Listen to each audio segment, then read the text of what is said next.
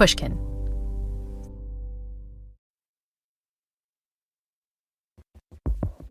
In Northern California, fires are fairly common.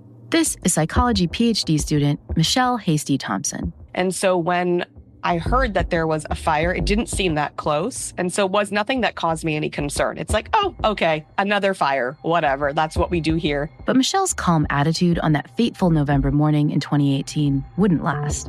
She was getting her son Rome ready for his usual daycare drop-off when she noticed that the sky was a bit darker than usual. With her husband already at work on the other side of town, Michelle called to compare notes and figure out how concerned they should be.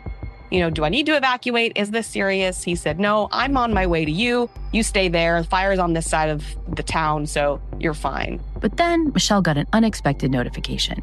Her son's daycare was closing for the day because of the fire. I was like, well, this must be serious if the daycare closed. And then I looked outside. It was about 9 a.m. and it was black as midnight. I mean, there was no light in the whole sky and it was eerily quiet. Home alone with her 2 dogs and a young toddler, Michelle began to panic. And all I could hear was propane tanks exploding, but there was no sirens, there was no evacuation warnings, there was no text coming through, there was no communication as to what was going on, but my body kind of said, you need to go. She called her husband back. And he's like, I'm on my way. I said, I don't know, I don't feel safe. I'm just gonna take Rome and the dogs and get out of here. And so he said, just, grab the contents of the safe and grab some of my paintings because he's an artist. And that is literally all I grabbed, nothing else. And I got out of there as quickly as possible. It was very scary. Michelle corralled the dogs into the car, buckled in her son, and began driving out of town. I'm at the bottom of the town, and I looked up, and it was just straight cars as far as you can see. My sister-in-law was only 30 minutes behind me, and she sent me a picture, and the fire was on the road, what I just drove on, traveling that quickly. Turns out the fire completely trapped everybody in the town, so I was very lucky to get out when I did. The fire would later become known as the Camp Fire, the deadliest and most destructive wildfire in California history. It burned for 2 weeks straight, destroying nearly all of Michelle's town of Paradise, California. More than 50,000 people were displaced, and over 80 people lost their lives. I got out and I was safe, but my husband and my in-laws were all trapped all day. I had no idea if they were going to make it out. Luckily, everybody did, and we were all safe, but we did lose everything. We lost all of our homes. We were renters, so no insurance because they don't give you insurance in fire towns. And it was a really difficult process to rebuild from that. How do you cope when you and all your family and friends have lost everything? When the town that you loved and called home is now gone? When you need to start life over and build a totally new community from scratch? Would you turn to religion or philosophy? Well, Michelle turned to an unexpected solution. One that she knew could help her find connection and community during this tough time. What was Michelle's unexpected coping mechanism? Well, it was cornhole. Yes, you heard that right. Cornhole. Beanbag toss. Beanbag toss. Okay, yeah. And so it really is like there's a board with a hole and you're trying to get the beanbag in the hole. Yep. Michelle, who goes by the Instagram handle of Cornhole Mich, is more than just a fan of cornhole. The lawn game is also the topic of her psychology PhD dissertation.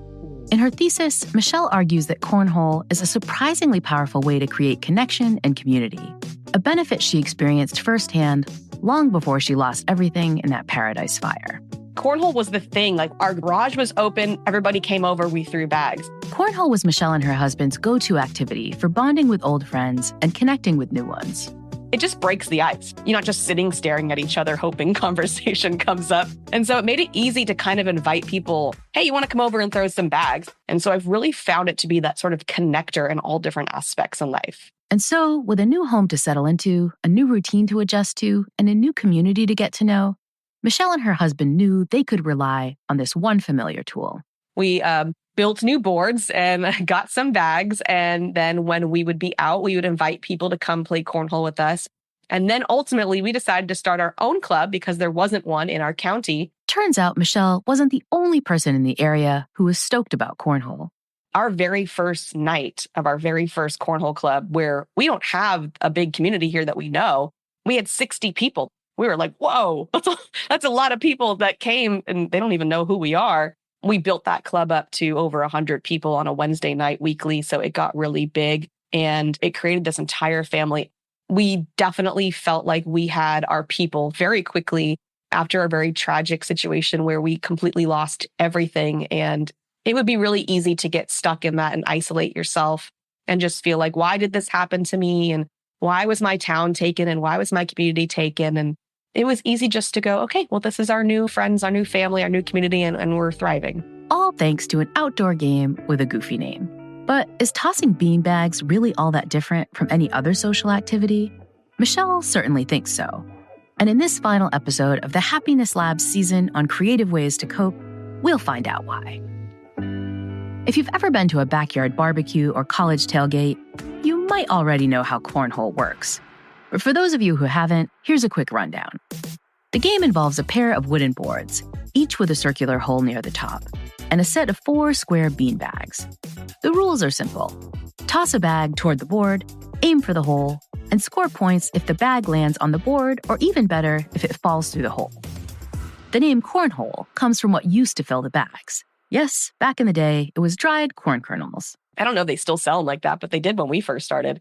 We would leave them outside and the rats would eat them, and we had to keep replacing them over and over and over. It was a whole thing. The origin story of cornhole is still hotly debated. There's so many stories. I honestly have no idea which one is true. One popular theory traces cornhole back to 14th century Germany. Some even suggest the game's roots go all the way back to antiquity. But the version of cornhole we know today seems to have emerged from Cincinnati, Ohio in the mid-1900s. You're going to find it in the places that have a lot of land and maybe not a lot of stuff to do.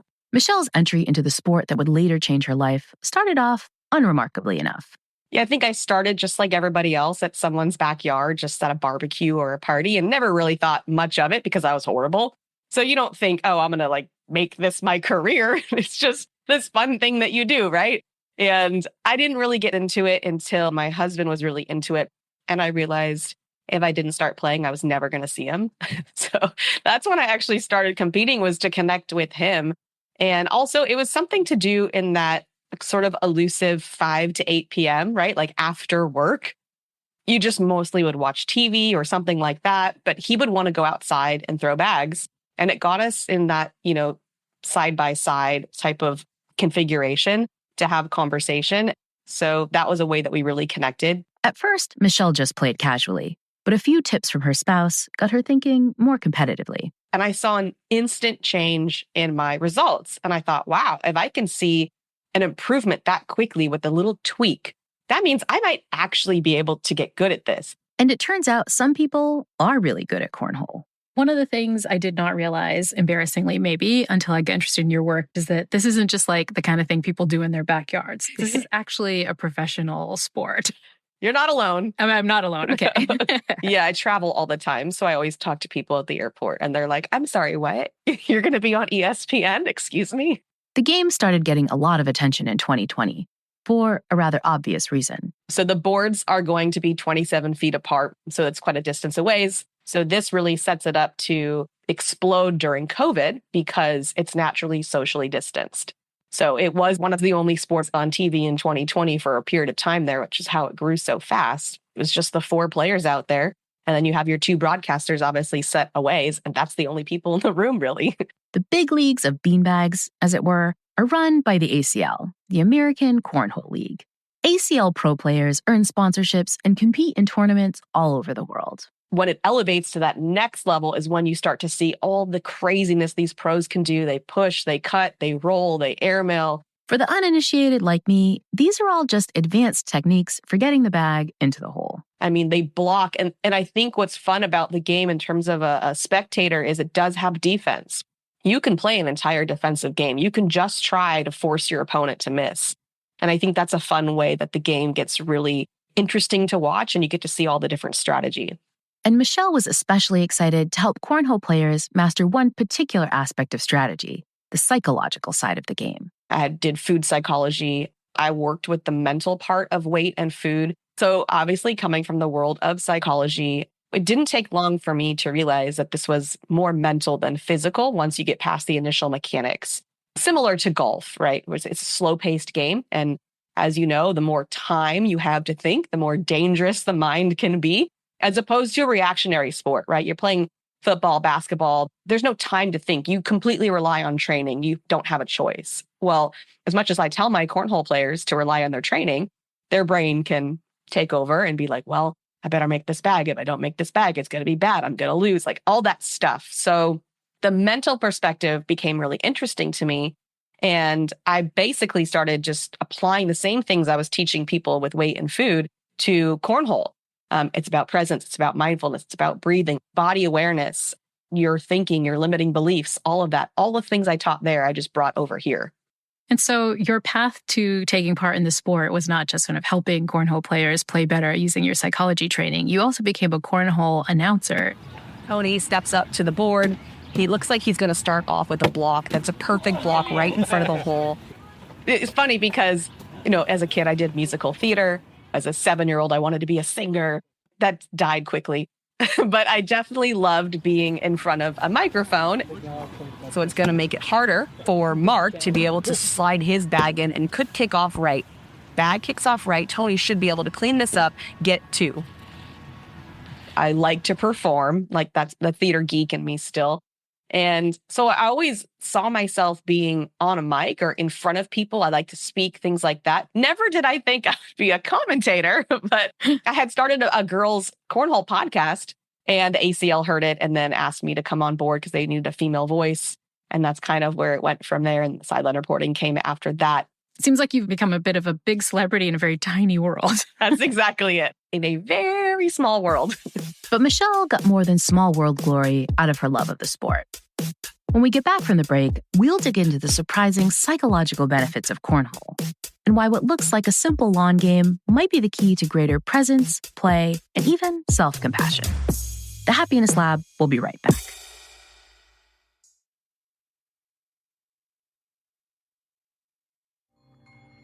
A recent poll from the American Psychological Association found that 76% of U.S. adults are so stressed that it's affecting their health, leading to things like headaches, fatigue, anxiety, depression, and trouble sleeping. I know that when I hit a point of extreme stress, I just want to shut off my brain. And that's when I tend to reach for mindless scrolling, even though I know that it usually amplifies my stress rather than fixing it. But researchers have found that there's one powerful way to reduce stress that we often forget about. That stress remedy is simply having fun. Professional American Cornhole League announcer Cornhole Mich, aka Michelle Thompson, is writing her PhD dissertation on the psychological effects of cornhole. And fun is something that she thinks about a lot. So going back to when I was in the wellness community, I would work with mostly middle-aged women, and they came to me because they were struggling with weight and they had tried everything and nothing was working. They were eating healthy, they were moving, the weight wouldn't budge.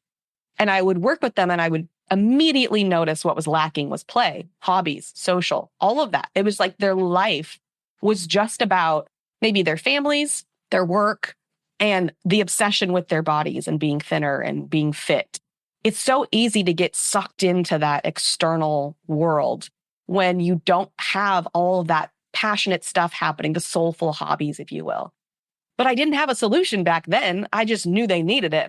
So that's why when I first started cornhole, I was like, this is it. Instead of focusing on every calorie you burn and everything you eat and what your body looks like, you're going into a room with people and you're just having fun on a Wednesday night. Don't put all your energy into obsessing about your body. Go have some fun. Put all that energy to trying to throw the bag in the hole. It's a lot healthier. It makes sense that Michelle made this connection. Psychologically speaking, the most effective fun activities tend to be ones that are social, a little physical, maybe a tad thrilling. Our usual mindless scrolling doesn't qualify as fun in any of these senses. And unlike screen time, true fun tends to get us out of our heads. That low-stakes challenge of trying to land a beanbag into a hole can help us snap out of negative self-talk. Michelle seemed so confident that cornhole was the ultimate solution to stress, I had to check it out myself. My husband Mark and I drove to Burlington, Massachusetts, where the Boston Cornhole Group was having their weekly tournament. All right. Look at this. Oh, this is like where it's happening. There's a bunch of people here. Yeah. I don't know about our chances. Mark and I did end up playing, more on that later, but we also had the chance to speak with some of the local competitors, and a lot of them mentioned that stress relief was their main reason for showing up week after week. Some players even used cornhole to cope with big life changes. Take one guy I spoke with, Matt. He started playing cornhole after joining the military and moving very far away from home, all the way to Kuwait. So I was deployed overseas with the Army, and the USL ran cornhole tournaments every Thursday. It was a great reliever. It's honestly probably what I looked forward to every week. It was very hot. The boards were very sticky. It was like 130 degrees. So a little bit different playing back in New England, but yeah, that's how I got into it. So the stress-relieving fun of the game is one big psychological benefit. But Michelle argues that cornhole can also make players more present. You cannot play your best game if you're not present. Probably my favorite part, because I was a yoga teacher for many years. Now, let's not beat around the bush. There is a component of cornhole that is connected to alcohol. I know. We can't pretend that's not there. I know that's not the healthiest component of cornhole. I heard it's called throwing juice. Is this right? Yeah, aiming juice. Aiming juice. That's what my co-commentator calls it. So that's there. And I always tell people, look, the mindless state is going to be when you're consuming alcohol. And that's okay. That's what you want to do that night. And you don't care about throwing your best. You just want to have a few beers and throw bags. And that's the night you want. You can have that. But if you want to really compete, you cannot successfully do that if you are not in the flow or the play state. And both of those states require presence. You have to be in the body. You have to be aware of when your nervous system changes because it impacts your physiology. And when you're in a game, an accuracy game, if your physiology changes by a teeny tiny amount, your bag is going to go somewhere else, not center. You've also talked about how cornhole can be a way to practice being kinder to ourselves. What do you mean by that? Yeah, as humans, we're sort of meaning-making machines. So I use cornhole as a way to teach my players not to make so much meaning out of things, because immediately what they do is, let's say they miss a bag. Oh, that means I'm off. That means I'm horrible at this. Oh, that means I lost it. And so I've taught them, don't make meaning out of it, because the truth is, even our top pros don't make every bag in the hole every game. You're not going to make every bag in the hole. But once you make meaning out of it, well, that means I'm off, and then they can spiral. So if we can stop making meaning out of everything, we're going to play a lot better. And guess what? That's pretty helpful for life as well. I got to see this helpful aspect of cornhole firsthand, because even with the addition of a little aiming juice, I was pretty bad at my first cornhole attempt. I played 3 rounds of games and hit the board twice, which was embarrassing enough. But cornhole tournaments aren't played solo. When you show up, you get randomly paired with another player. And my unfortunate first partner was George, who happened to be a very, very experienced player. As I continued to whiff shot after shot, my meaning-making mind went into overdrive. It kept shaming me, saying that George was going to be pissed. But when I chatted with him afterwards, I learned that all that self-criticism was completely unfounded. George, as it turns out, was totally chill about it. Thanks for being my partner. Sure, no problem. Do you have any comments on my cornhole? No, just it takes some practice, and like anything else, you got to kind of feel like it's going to go in, as opposed to when you get too stressed. And I think it's very psychological. Psychologists call these kinds of irrational thoughts cognitive distortions. Things like jumping to conclusions, catastrophizing, or all or nothing thinking. And when you're thinking distorted thoughts like these, it's very relieving to realize that your brain is lying to you. Eventually, I switched from George to other partners, and I continued to play like crap. But it quickly became clear that no one seemed to care about my performance as much as my inner critic did. And with that realization, I could finally relax and start having some fun. My husband had a similar takeaway. How'd you do? Well, I won the game I played against you. But other than that, I've had a great learning experience. Yeah. Oh, yeah. Good. Same. And so it's not just making meaning, though. We can also use cornhole to kind of watch how we change over time. You've talked about how cornhole really is a growth sport. And that can help us promote something that we definitely know is good for happiness, this idea of a growth mindset. Like, I might not be perfect, but I'm getting better over time. I have time to improve. Is this something you've seen in the players that you've worked with? Yeah, so if you come into the room and you think, I'm never going to be good at this, then you're basically going to be set up for failure, right? But then you walk into this room and every single person in the room says, I was there. That's how I threw too. You're good. You're fine. Hey, just try kind of doing this with your hand. And you see those immediate changes and you realize, oh my goodness, if I actually put time into this, I might actually get better. And if I can get better, then I can get to a point where at least I can compete with the people in this room.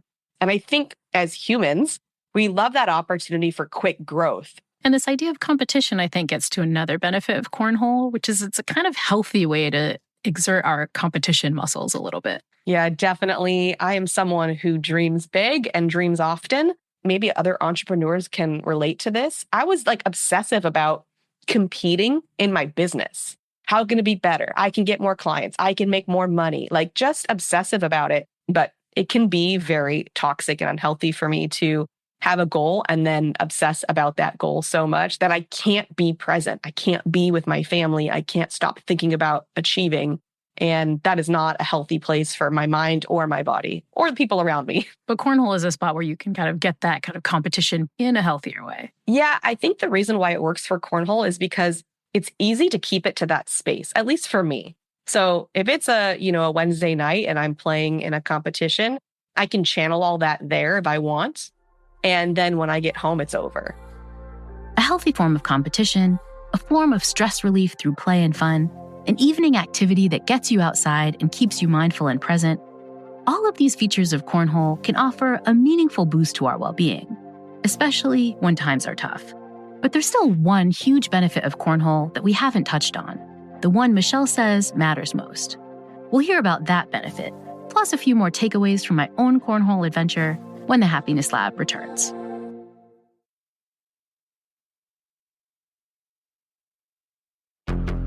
If you're a fan of the Happiness Lab, you've probably already heard that social connection is vital for happiness. The Harvard Study of Adult Development, a longitudinal study of human health and well-being that's been ongoing for 86 years, has found that strong relationships are the single biggest predictor of long-term mental and physical health.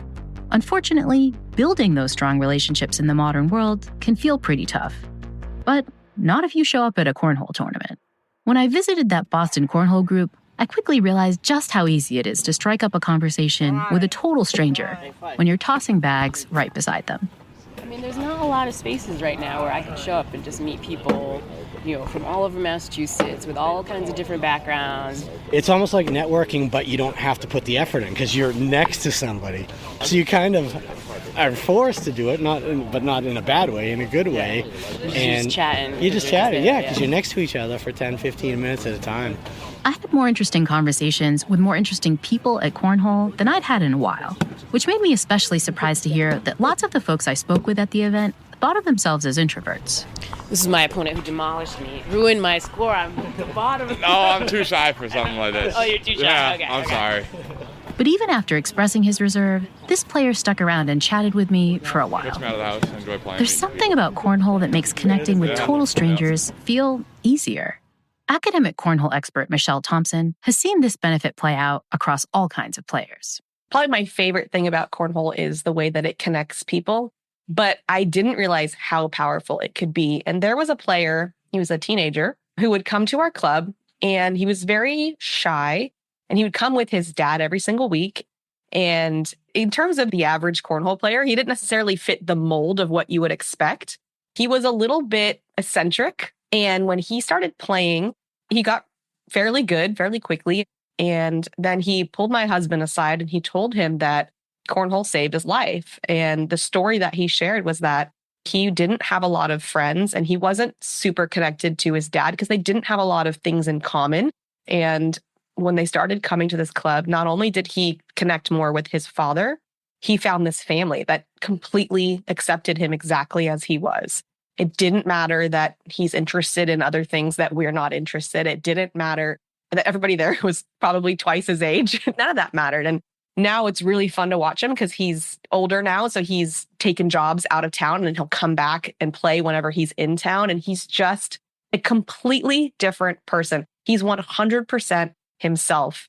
It just seems like he's so comfortable in his skin. And that was not the way it was when he first started. And this seems in part because cornhole is this unique sport when it comes to kind of connecting with other individuals. Talk about the ways that cornhole uniquely allows us to connect. The way that most of these clubs set it up is it's a swap, which means you're randomly paired with 4 people and you play a game with each person. And so you have 4 different partners. So that's 4 different connections that you build and you're working together. now you also have your opponent directly next to you that you're probably talking to as well. And so now you've met 8 people, right? Your partners and these different opponents. And then you have a partner going into bracket, and that's another person. Now you're playing multiple games with this person. So you build this relationship, this connection, not to mention all the time in between games that you can connect with these people. So you have to make friends. Even if you're sort of shy and sit in the corner in between games, you have to play with and against someone every time you walk up to the board. And that to me is what makes it so special, is so much time to connect in an environment. And so many people have said, I have social anxiety. I am uncomfortable in these environments, and it still works with cornhole. They're able to overcome that. And it seems like being able to overcome that allows for something else to develop that's super good for happiness, which is this sense of community. Talk about the kind of community that gets built, especially when people have cornhole clubs. The community is like nothing I've ever seen. Once again, as someone who geeks out on psychology, this is the stuff that I can't help but notice. This community comes together for everybody. I mean, we've done cancer fundraisers, like someone who's in chemo, and the people in the room don't even know the person, and they're more than willing to contribute to make this person have an easier time in that really tough time in their life. My brother-in-law unfortunately passed away a couple years ago unexpectedly, and the entire cornhole, all the clubs in the area came together to raise money for his kids, my nephew and my niece. And my in-laws showed up to this tournament, and they were blown away at the amount of people that were in the room and how they were all coming together to support them and us. And I've just never seen anything like it. We know that doing nice things for other people and having these communities, especially during really tough times, can be so important. But so many of us just kind of lack this community. So if something bad happens, we don't have anyone to support us. But it also means if other people are going through tough times, we don't have as obvious mechanisms to support them either. It seems like one of the things that cornhole is doing is it's creating the kind of thing that the political scientist Robert Putnam talked about as a third place, right? This place that's not home or work, where you can get together and form these relationships that cut across so many different things, but kind of become a really serious community in your life. Yeah, not just locally. Local communities are super important. There's a lot of research on that. But I have found that it extends so far beyond the local. And I know that I could literally move anywhere in the US and I would have an instant family everywhere I go. And it makes it so that there's no fear. It's like we could move anywhere and we would have friends no matter where we go. This idea of a family, I think, gets to another social benefit of cornhole, it seems, which is that in a funny way, it really promotes belonging. The slogan of the American Cornhole League is anyone can play, anyone can win. It's just a super inclusive sport. Yeah, that's another thing that's super unique about it is the inclusivity, because the rule is just get the bag to the board. You don't have to be athletic. You don't have to have any experience playing any other sport. I've never played sports, ever. So I'm a theater girl, right? I had no athletic training and was able to pick up this game. The cool thing is, because it is a 1-pound bag, there's no limitations to who can play. So we have, for example, under 18 players competing in the pro field against adults. I've seen players throw on crutches. I mean, we have players that have no arms that throw with their feet. Dayton Weber is a quadruple amputee. He was a pro for many years. He's that good. So, I mean, what sport can you think of where a quadruple amputee will be competing with people with no disabilities at the same level? Literally anybody can play. So now all of a sudden you get to compete and there's no limitations or boundaries to that. It might seem cheesy, but I did get that feeling of inclusivity at the Boston Cornhole Tournament. There were people of all ages competing, with totally different backgrounds, education levels, political affiliations, but everyone just seemed to get along. It has a different socioeconomic demographic than maybe some other sports, right? A set of boards you can get very inexpensive, or you can make them yourself, and bags are very inexpensive if you don't want to go pro level, if you just want any bags to throw. And so it's just very easy to get started in it. And it doesn't have the same barriers that I would say golf does, right?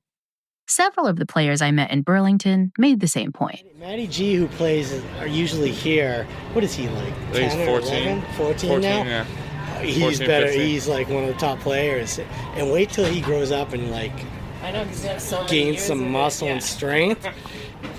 But yeah, all ages can play. Yep. All you need is some grass, some Yeah, flat some grass. land. But a lot cheaper than a set of golf clubs, for sure. For sure. Yeah. Cornhole was starting to sound like the world's most ideal sport. But Michelle is willing to admit that, like everything else, it has its flaws. It's not always perfect. I don't want to make it sound like every person that plays cornhole is the best ever, right? I work really hard to make sure that our club is inclusive and that we're so warm and welcoming to new players. And I know that a lot of club directors feel that same way because we want it to continue growing. We're all so nerdy about cornhole that we want the entire world to play it with us because we're like, you're missing out. You got to get over here and play with us. It's too fun for you not to. We're trying to tell everybody, we're screaming from the rooftops, come play cornhole with us. I promise you're going to fall in love. What's some advice that people can use to get started if this discussion has piqued their interest in sort of being a cornhole beginner? I hope it has. And if it has, whether you're going for a local tournament or you just want to get equipment, I definitely recommend the acl.com. So you can put in where you live and it'll show you all the different events there. There's also a forum called Addicted to Cornhole, and you can go in there and say, I live here. Is there any clubs nearby? You'll get tons of comments. It's an extremely active community. And obviously you can build your own boards if you want, on a budget. And I've even seen people make their own bags. So, whatever you got to do to get started, I'd recommend giving it a go. And it gets kids off screens. It gets couples playing together. It brings families together. It's a way to make friends because you can, like I said earlier, you can bring them over to your house. Let's throw some bags. It's an easy way to get started. I hope today's episode inspired you to give this lawn game a chance. My husband and I had such a blast at Boston Cornhole that we're planning to go back, and we're hoping to bring some friends. If you're in the area, you should drop by. Just promise not to be annoyed if you get stuck with me as a partner. But if you're still not convinced that an elevated beanbag toss competition is for you, there's still plenty to take away from today's show. First, having fun is one of the most powerful tools we have for reducing stress, and doom scrolling doesn't count. Get outside with other people and do something that's a little thrilling. Second, try to recognize when cognitive distortions are holding you back and find ways to counter your inner critic. My throwing partner, George, wasn't mad at me for missing. And the people you're convinced are judging you, odds are they're not either. Third, acknowledge the little wins and celebrate your personal growth, whether that's small improvements with a new hobby or simply making it through an event that triggered your social anxiety. And finally, find a third place, somewhere that's not work and not home, where you can spend time and build community. It doesn't have to be a cornhole league in Burlington, Massachusetts. It could be a community theater, a yoga studio, or a Dungeons & Dragons group. Whatever it is, try to carve out time each week to show up and get to know someone new. This marks the end of our series on creative coping. And since it's summer and I've got a new game to play, the Happiness Lab will be taking a bit of a break. But not to worry, because we'll be back in a few weeks with our next season of the Happiness Lab with me, Dr. Laurie Santos.